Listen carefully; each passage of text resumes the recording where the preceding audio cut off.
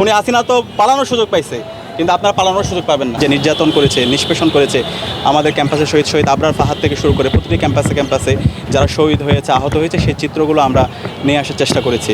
এবং জুলাই বিপ্লবে আমাদের যে শহীদদের ইমাম আমরা জানি সবাই, শহীদ আবু সাঈদ, শহীদ ওর মব সন্ত্রাসের বিরুদ্ধে যে তারা কথা বলে গেছে, সেই চিত্রও আমরা নিয়ে আসার চেষ্টা করেছি। আপনারা দেখতে পাচ্ছেন এখানে শহীদ আবু সাঈদ এবং শহীদ ওয়াসিম তারা কীভাবে মব সন্ত্রাসের বিরুদ্ধে, কালচারাল ফেসিবাদের বিরুদ্ধে, শাহবাগের বিরুদ্ধে তারা কথা বলে গিয়েছেন।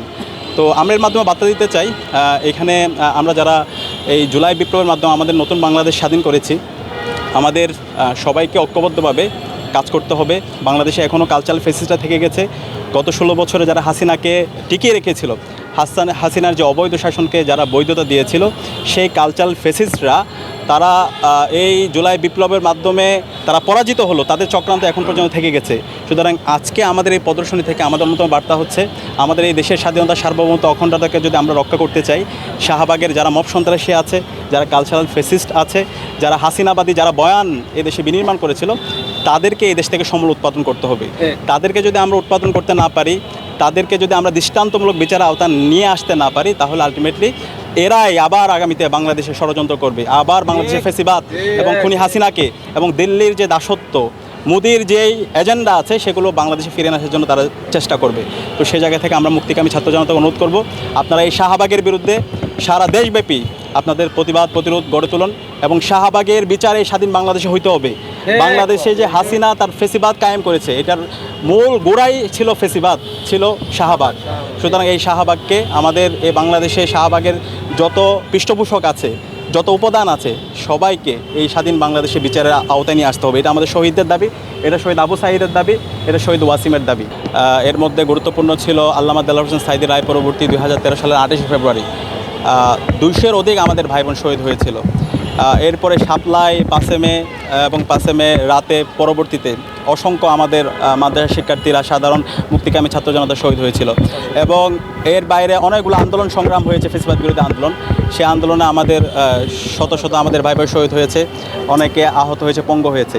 তো আমরা এই স্বাধীন বাংলাদেশে প্রত্যেকটা হত্যাকাণ্ডের বিচার চাই এবং এর সাথে যারা জড়িত ছিল, এই যে হত্যাকাণ্ডগুলোকে যারা বৈধতা দিয়েছিল, আয়নাগর থেকে শুরু করে ক্যাম্পাসে শিক্ষার্থী নির্যাতন, নিষ্পেষণ, শিবির সন্দেহে ক্যাম্পাসে নিপীড়ন, যতগুলো ঘটনা হয়েছে, এই প্রত্যেকটা হত্যাকাণ্ডের বিচার এবং প্রত্যেকটা নির্যাতন, নিষ্পেষণের বিচার আমরা এই স্বাধীন বাংলাদেশে দাবি করছি। এবং আমরা এই জায়গায় আমাদের সকল রাজনৈতিক দলের এটা দায়িত্ব, এটা শুধুমাত্র শিবির অথবা জামাতের দায়িত্ব না, এটা সবার দায়িত্ব। আমরা যারা ফেসিবাদ বিরোধী আমরা লড়াই করেছি, সবার দায়িত্ব হচ্ছে আমাদের কমন এনিমি ঠিক করা। আমাদের এই কমন এনিমি যদি ঠিক করে আমরা বাংলাদেশ প্রশ্নে ঐক্যবদ্ধভাবে যদি আমরা আমাদের কাজ চালিয়ে যেতে পারি, তাহলে ইনশাআল্লাহ আগামী বাংলাদেশ অনেক সম্ভাবনার। এবং আমাদের এই কমন এনিমি হচ্ছে কারা? আমাদের কমন এনিমি হচ্ছে যারা শাহবাগের, যারা ফেসিস্টরা আছে, যারা মব সন্ত্রাসীরা আছে, তারা আমাদের কমন এনিমি হচ্ছে কারা? যারা বাংলাদেশে দিল্লির দাসত্ব কায়েম করতে চায়। সুতরাং তাদের বিরুদ্ধে আমাদের এই লড়াই সংগ্রাম জারি রাখতে হবে। এটা আমাদের শহীদদের দাবি, এটা শহীদ আবু সাঈদ, ওয়াসিম শান্ত থেকে শুরু করে জুলাইয়ের যে 2000 শহীদ হয়েছে তাদের দাবি। তো সেই দাবি বাস্তবায়ন না হওয়ার আগ পর্যন্ত আমরা আমাদের লড়াই চালিয়ে যাবো ইনশাআল্লাহ। গত 16 বছরে বাংলাদেশে হাসিনার ফেসিজমকে টিকিয়ে রেখেছিল। জুলাই বিপ্লবের মাধ্যমে তাদের রাজনীতি বাংলাদেশে অপ্রাসঙ্গিক হয়ে পড়েছে। পুরো বাংলাদেশে মুক্তিকামী ছাত্র জনতা তাদের বিচার দাবি করছে, যারা বাংলাদেশে দীর্ঘদিন ধরে ফেসিবাদ কায়েম করেছে। সুতরাং এই ফেসিবাদীরাই আজকে নতুনভাবে বাংলাদেশে ষড়যন্ত্র এবং চক্রান্ত করছে। আজকে তারা বিভিন্নভাবে আবার ট্যাগিং, ফ্রেমিংয়ের রাজনীতি করার চেষ্টা করছে। তা আমরা বলতে চাই মুক্তিকামী ছাত্র জনতাকে, এই কালচারাল ফেসিলিটির বিরুদ্ধে আপনাদের প্রতিরোধ গড়ে তুলুন এবং তাদের বিচার, দৃষ্টান্তমূলক বিচার এই স্বাধীন বাংলাদেশে আয়োজন করার জন্য আমরা ঐক্যবদ্ধভাবে আমাদের একটা লড়াই দরকার, একটা সংগ্রাম দরকার। এবং আমরা যদি তাদেরকে বিচারের আওতায় নিয়ে আসতে পারি, তাহলে আগামী বাংলাদেশ অনেক বেশি সম্ভাবনার। সুতরাং আমি অনুরোধ করবো, এটা শুধুমাত্র এটা শিবিরের দায়িত্ব না, এটা বাংলাদেশপন্থী আমরা যারা আছি সবার দায়িত্ব। এখানে আমরা দেখতে পাইছি বিগত সময়ে খুনি হাসিনা যখন কেউ যৌক্তিক কথা বলে, যখন কেউ ইনসাফের কথা বলে, তখন তাকে বিভিন্নভাবে ট্যাগিং দেওয়া হয়, তাকে বিভিন্নভাবে ফ্রেমিং করা হয়, তাকে রাজাকার, তাকে পাকিস্তানপন্থী, তাকে হচ্ছে স্বাধীনতা বিরোধী, যুদ্ধাপরাধী, এই ট্যাগিং, এই ফ্রেমিংয়ের মাধ্যমে তাকে হত্যাযোগ্য করা হতো। তো আজকে আমরা এই কালচারাল ফেসিস্ট গ্রুপ, যারা এই হাসিনাকে, এই ফেসিবাদ কায়েম করেছিল, এই গোষ্ঠীটাই এই জুলাই বিপ্লব পরবর্তী তারা আবার নতুনভাবে সেই ষড়যন্ত্র এবং চক্রান্ত করছে। তারা আবার বিভিন্নভাবে কথা বাংলা ছাড়ের কথা বলে এবং একজনকে তাদের যখন দেখতে হচ্ছে তারা যৌক্তিকভাবে কাউকে মোকাবেলা করতে পারছে না, আদর্শিকভাবে মোকাবেলা করতে পারছে না, তারা আবার বিভিন্নভাবে আজকে সেই ফেসিবাদের ভাষায় কথা বলছে। সেই হচ্ছে হাসিনাবাদী যে বয়ান আছে, বাকশালী যে বয়ান আছে, সে ভাষায় তারা কথা বলছে। অনেকে বুঝে বলছে, অনেকে না বুঝে বলছে। তা আমরা সবাইকে অনুরোধ করবো, আমাদের জুলাই যারা সহযোদ্ধা ছিল, আমরা যেন এই আমাদের বর্ডার লাইনটা আমরা ক্রস না করি। কারণ এটা আমাদের শহীদদের আকাঙ্ক্ষা, শহীদদের এই যে আমাদের প্রথম শহীদ আবু সাইদ ওয়াসিম, তাদের দেখেন তারা তাদের আমরা যদি ফেসবুক স্ট্যাটাসে যাই, শহীদ আবরারের যদি আমরা দেখি, তারা সবসময় এই কমন এনিমির বিরুদ্ধে তারা কথা বলে গেছে, তারা সবসময় আধিপত্যবাদের বিরুদ্ধে কথা বলে গেছে, তারা সবসময় শাহবাগের বিরুদ্ধে, তারা সবসময় বাকশালের বিরুদ্ধে কথা বলে গেছে।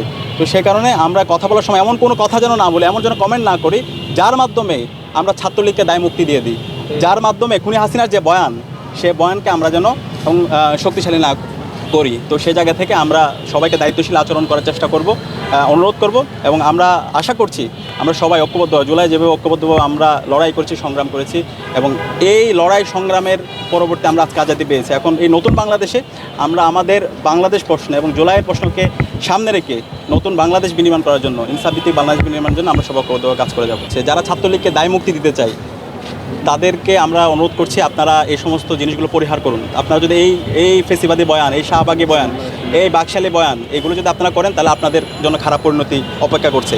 খুনি হাসিনা তো পালানোর সুযোগ পাইছে, কিন্তু আপনারা পালানোর সুযোগ পাবেন না।